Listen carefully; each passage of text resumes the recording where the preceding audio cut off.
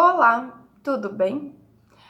Eu sou a Daniela Caspani Guerrieri, eu sou advogada especialista em Direito de Família e Sucessões e sou atualmente a coordenadora do Núcleo Regional do IBDFAM São Paulo, em Ribeirão Preto.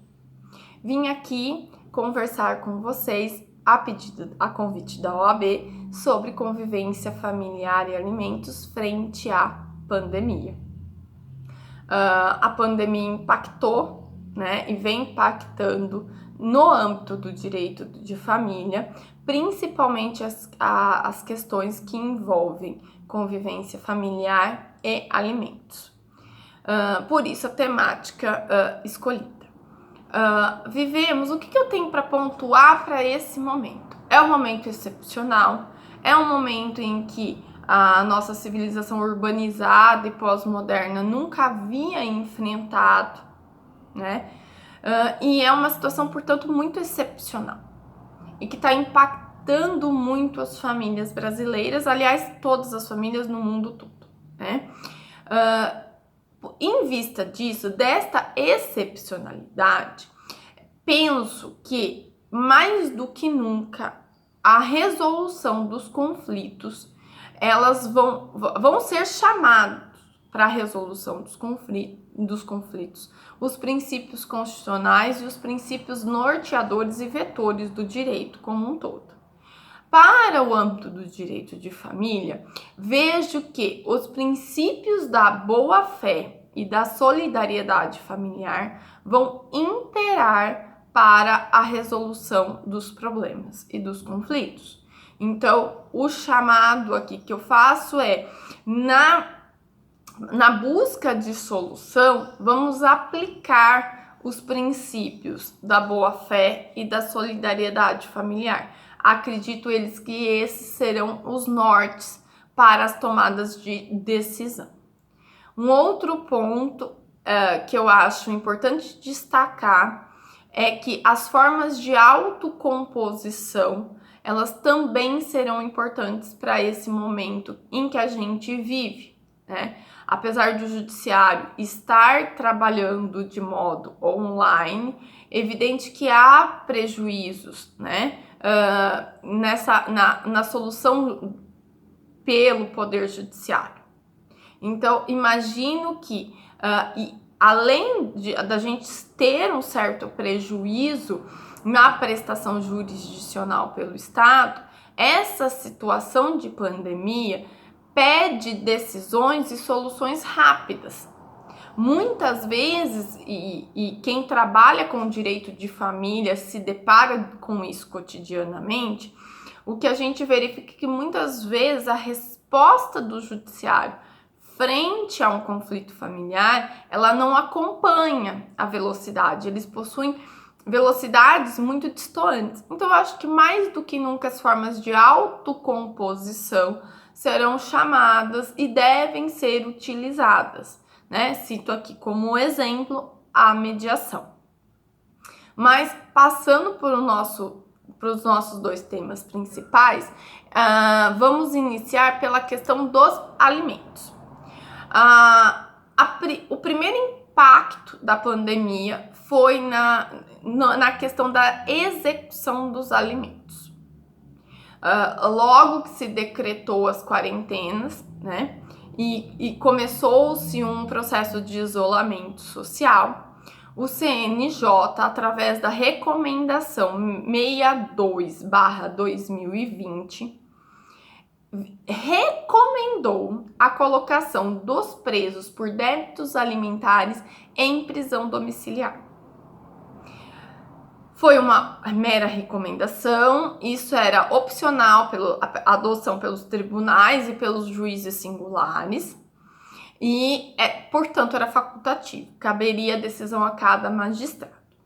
Em vista disso, poucos dias após a própria publicação desta recomendação do CNJ, o STJ, no julgamento do habeas corpus 568/021, estendeu a todos os presos por dívidas alimentares no país o efeito da liminar concedida pelo ministro Paulo Sanseverino no julgamento desse habeas corpus, determinando e garantindo a prisão domiciliar aos presos nessas condições de débitos alimentares, em razão da pandemia do Covid-19.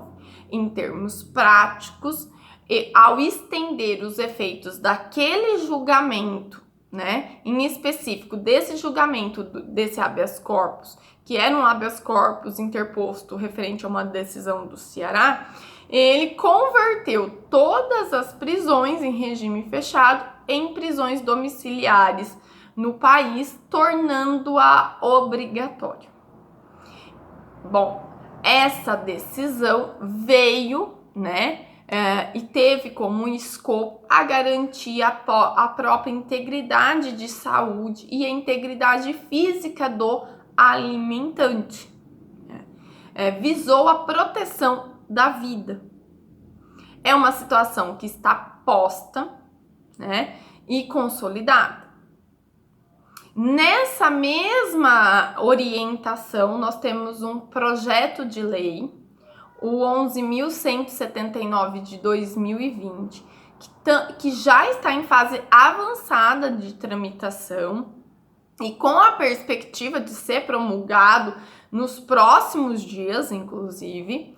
Ele consolida essa determinação do STJ, prevendo que o cumprimento da prisão civil por débito alimentar no Brasil se dará em regime domiciliar, pelo menos até 30 de outubro de 2020. Então, nós temos hoje, com relação à questão da execução dos alimentos, essa posição. Evidente que a conversão da prisão civil em regime fechado para regime domiciliar esvazia a força para a satisfação do débito alimentar. Sabemos que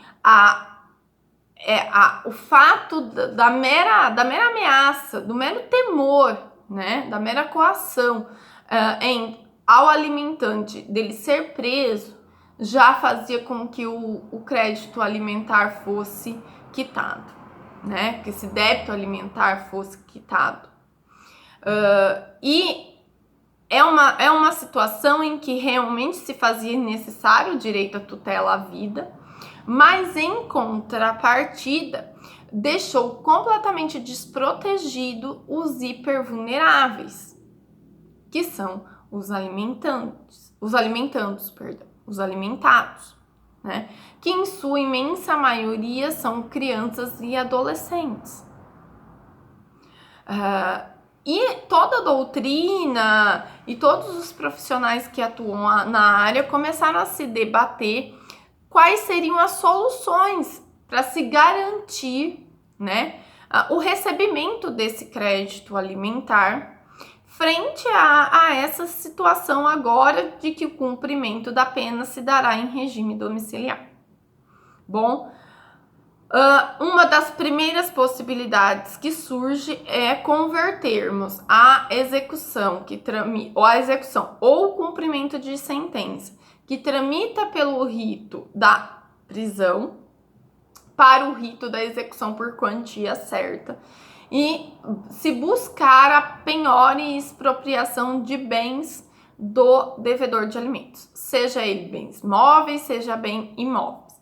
Evidente que a opção por essa conversão das execuções em andamento para a execução por quantia certa passa pela premissa de que este devedor de alimentos possui algum bem. Porque se ele não possuir bens, pelo menos de prévio conhecimento do credor de alimentos, é uma conversão que também se torna inócua o recebimento do crédito alimentar, né? Mas é uma opção para aquelas situações em que o devedor de alimentos possui bens, né? E isto vale também para os débitos alimentares atuais e que ainda não foram ajuizados. Pode o credor de alimentos optar pelo ajuizamento, direto da execução por quantia certa ou do cumprimento de sentença por quantia certa.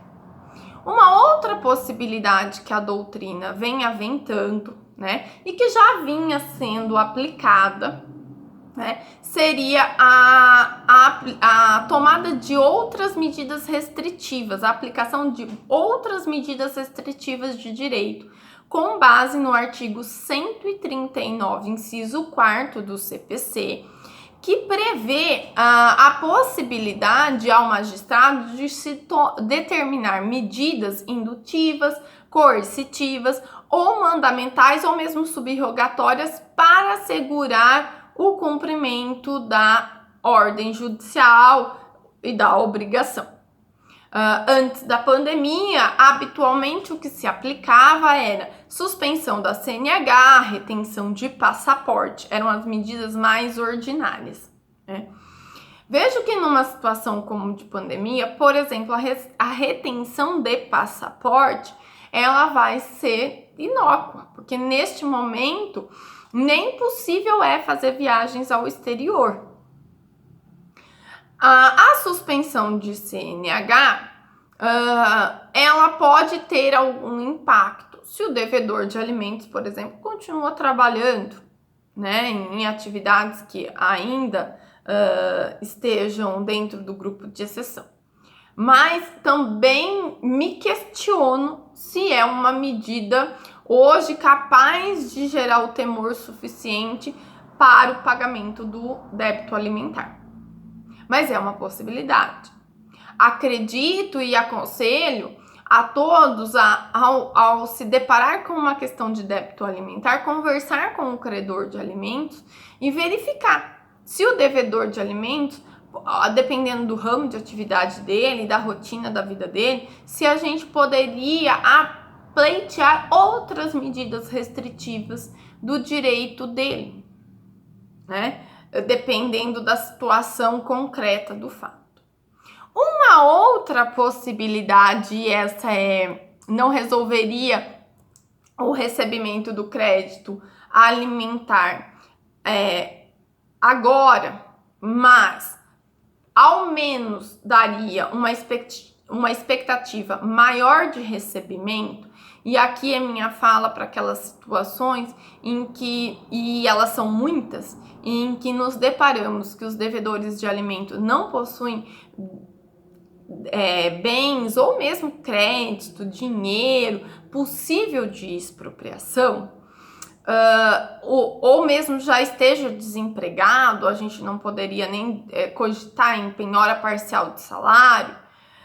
Uma das soluções que eu encontrei na doutrina, particularmente num artigo publicado pelo professor Conrado Rosa e pelo professor Cristiano Chaves de Farias, foi eles escrevem no sentido da gente possibilitar a suspensão do cumprimento da ordem de prisão pelo magistrado, para que essa medida possa ser cumprida em regime fechado posteriormente, quando do término da pandemia e da retomada da normalidade, né? Acredito que nós nunca retomemos a situação em que a gente vivia, né?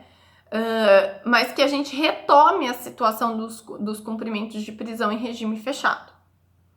Veja, essa é uma medida que não resolve a necessidade de alimentos atual, mas ao menos dá uma expectativa maior ao credor de alimentos de que num futuro próximo o devedor de alimentos acabe quitando o débito alimentar, porque vai ficar com receio de ser preso.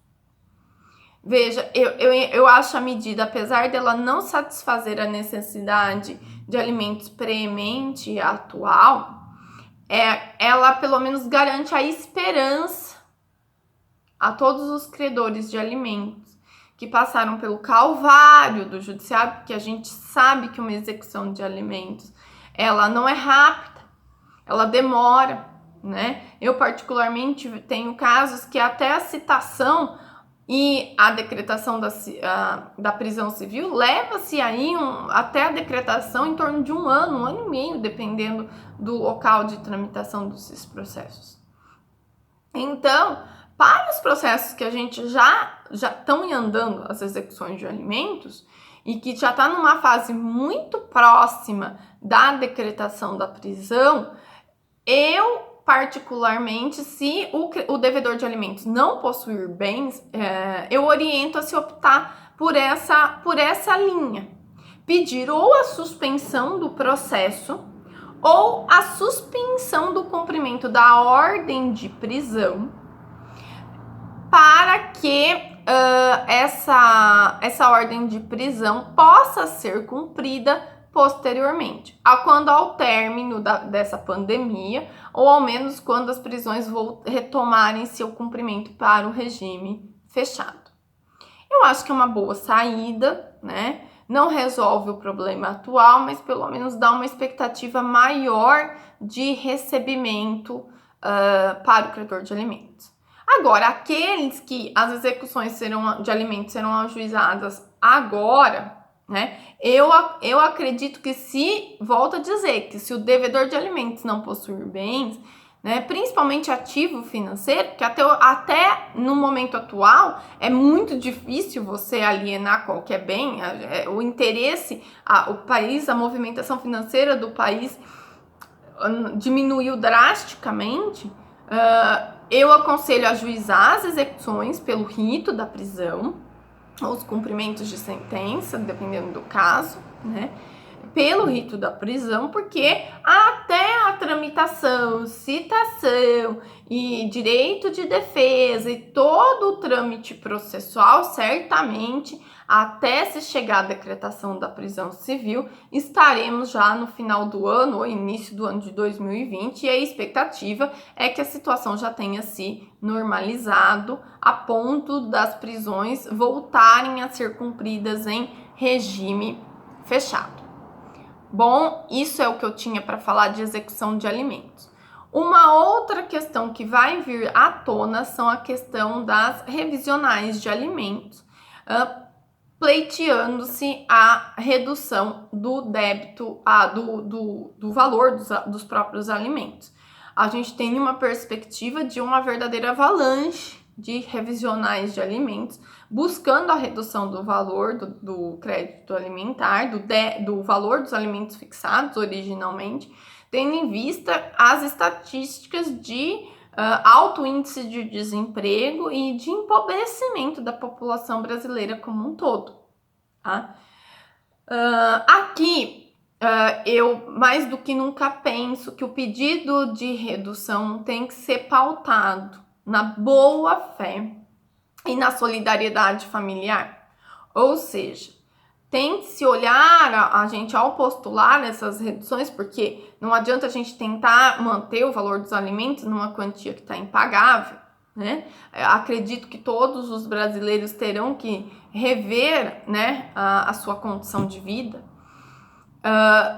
É preciso que a gente olhe tanto para a situação do alimentante quanto para a situação do alimentado e tente equalizar este valor ao ponto de não se inviabilizar o sustento do alimentado ou a sobrecarga do outro genitor, que também estará certamente com os seus rendimentos comprometidos.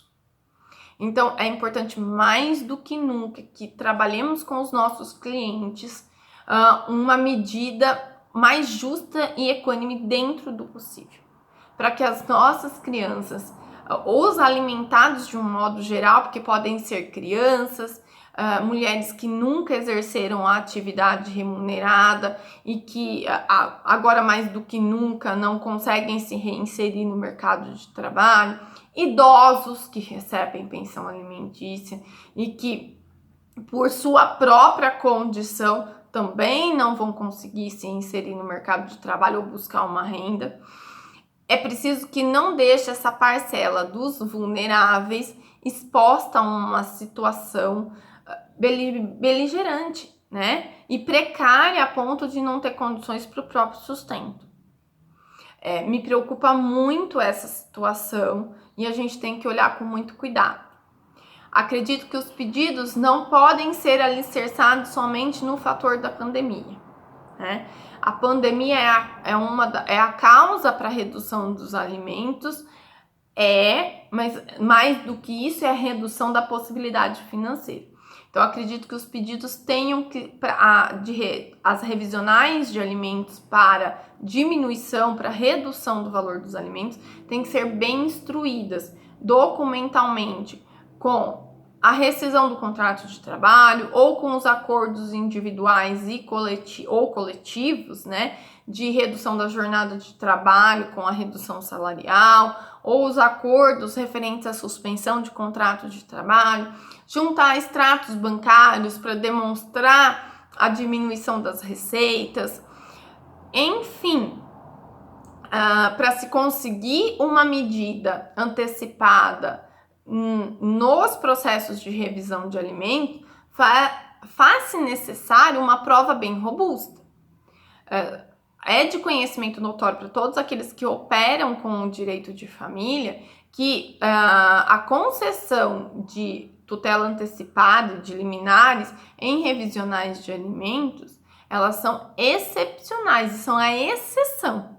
Acredito que essa situação não vai se alterar, né, na análise pelos julgadores, mas eu acredito que eles vão ser mais criteriosos, né, e haverá uma margem um pouco maior para a concessão das liminares se o pedido estiver bem amparado.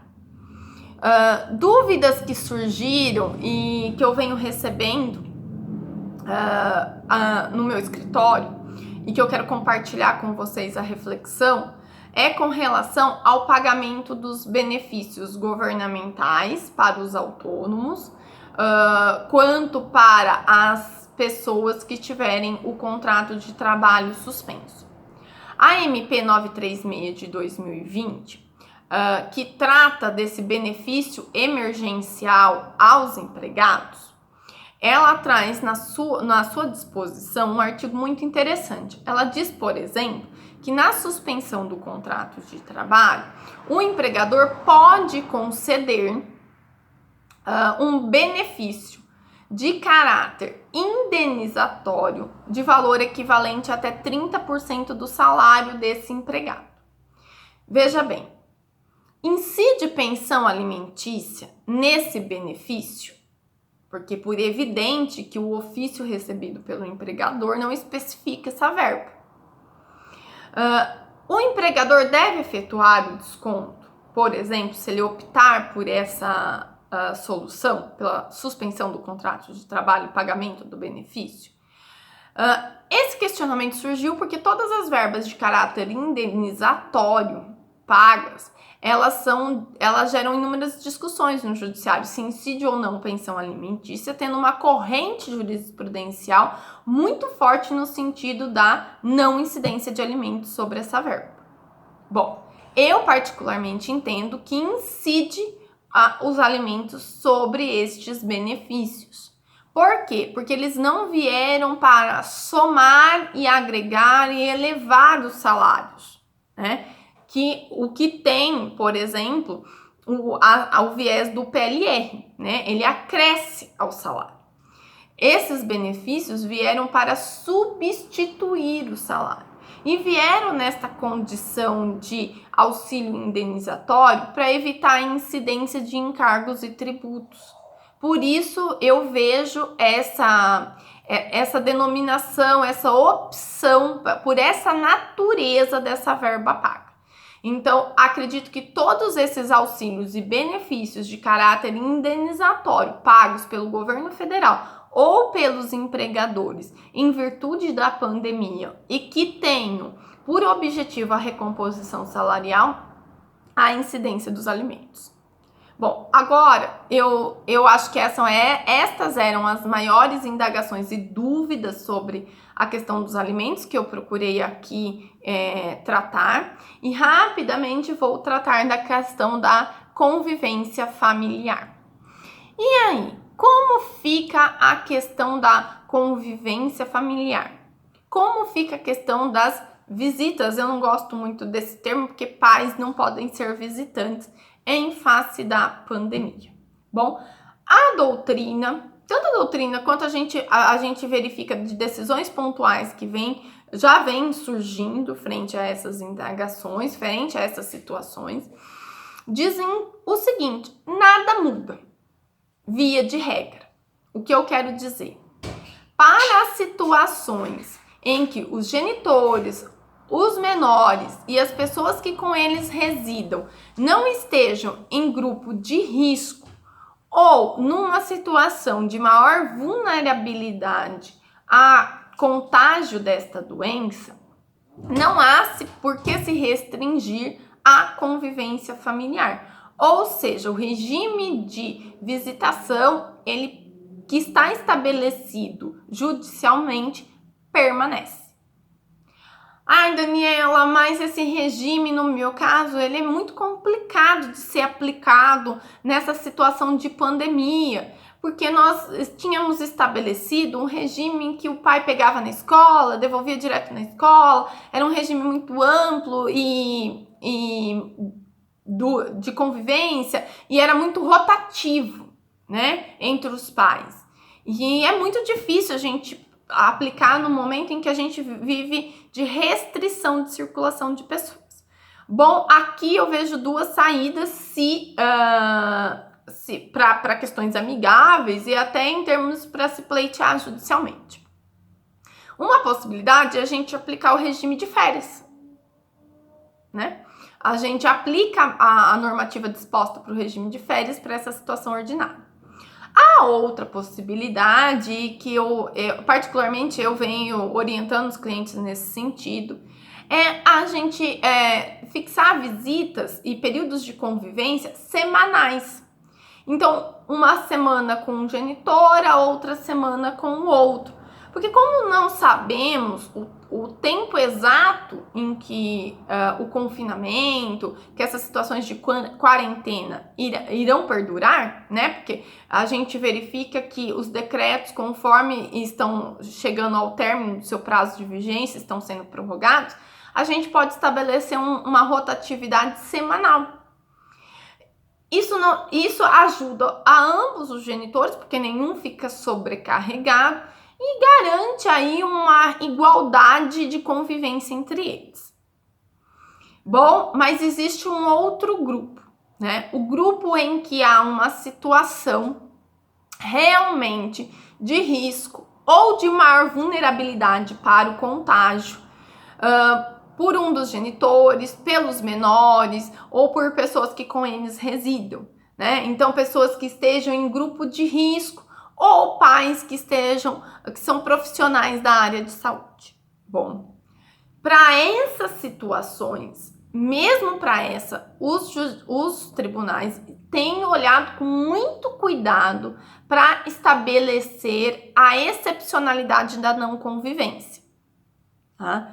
Porque realmente, se os pais estiverem seguindo à risca todas as orientações de isolamento e que o trajeto das crianças de uma casa para outra esteja se dando, por exemplo, exclusivamente de carro próprio, ou seja, não está se utilizando transporte coletivo, ônibus, Uber, avião, mesmo assim, os tribunais têm mantido as visitações. Em situações excepcionais, né, em que há um risco, porque os pais moram em cidades distantes, ou mesmo pais que estão numa cidade que tem um foco muito grande epidemiológico da doença e trabalham na linha de frente do Covid-19, portanto é um risco maior de transmissão da doença, o que pode ser feito é a suspensão do regime de convivência ordinário e substituir esse regime presencial por chamadas audiovisuais. E aí a convivência se dará pelos meios tecnológicos, né? Chamadas de vídeo por WhatsApp, por Skype ou por qualquer outro meio. Frequência e duração de chamadas vai depender da própria idade desse menor. Porque crianças muito pequenas, elas não conseguem ficar paradas por muito tempo e atentas num diálogo.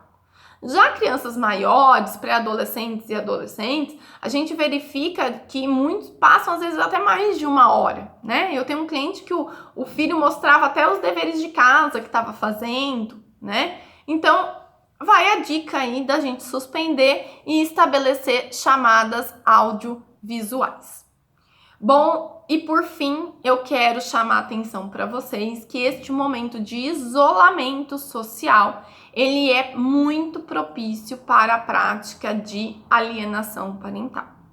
Então, fiquem atentos, né? E numa situação como essa, é importante consultar realmente um advogado e verificar quais medidas que podem ser tomadas para se evitar a situação de alienação parental. Mas a orientação básica é para que os pais convivam, seja fisicamente, seja virtualmente, o máximo que puderem com seus filhos. Lembrando que as crianças, de um modo geral, elas não estão no grupo de risco, tá? Então, a convivência é importante. Mesclar a convivência presencial com a virtual, se quiser também diminuir a quantidade, ela é super recomendável. Façam-se presentes. A presença e uma presença de qualidade é um fator que protege e inibe a prática da alienação parental. Bom, essas eram as considerações que eu tinha para ser feita. Espero que tenham gostado e até a próxima oportunidade. Obrigados a todos e se cuidem.